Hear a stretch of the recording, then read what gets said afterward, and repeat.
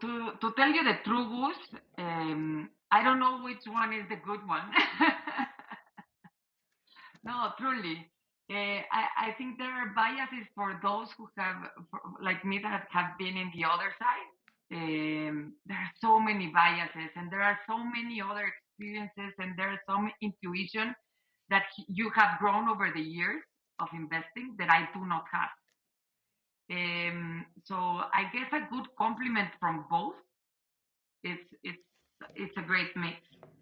Yeah, Um, I have the feeling, piggybacking on what you just said before, I think former operators have bigger empathy, right, to founders, and they can share more direct experiences. They can create this intimacy, and that's a great thing for discussions.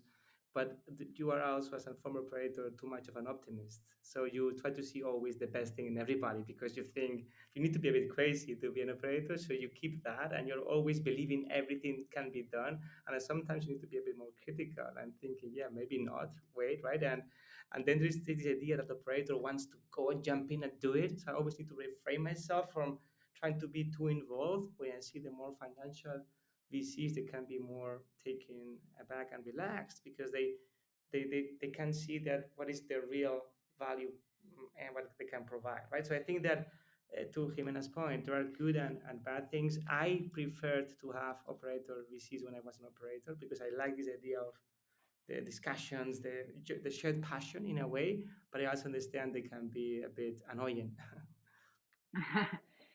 and truth be said is that when I just joined OLVP, I always thought like, hey, yeah, I'm gonna go into the portfolio companies and I'll be like, hey, open up your pipeline and I'll help you and this and that, and I'll spend days at the Yeah, portfolio offices. And the truth is okay. that the portfolio doesn't want you there.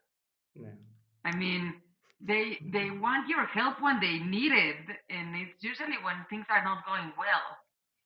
So I completely agree with Miguel. Like sometimes you do need to get into the colder side of and the most strategic broad vision. And I think to develop that intuition is really an expertise of years. And I think for guys that have spent all of his trajectory in the investor side, they do have developed that. So I believe it's just a mix, and the big point is to try to be useful to your companies, right? Most of the time, like I don't believe there's not one that would be best than the other. It's just like maybe the person how it shows up with the founders.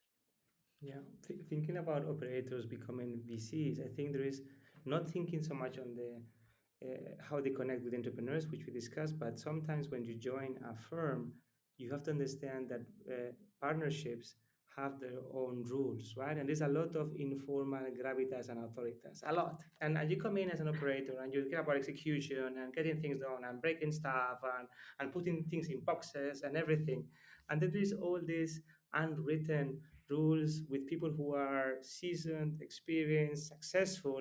So you need to learn how to orbit in around all these new planets, right? So for me, opening my heart when I joined KFAN, I had to learn that. Of course, I knew Iñaki and all the other partners very well, but I had to then learn how my own gravitas and autoritas had to then be adapted to all the other ones, right? And that's not an easy process. You need to really. It's a different kind of skill that you didn't have as an entrepreneur, I would say. True, I agree. Very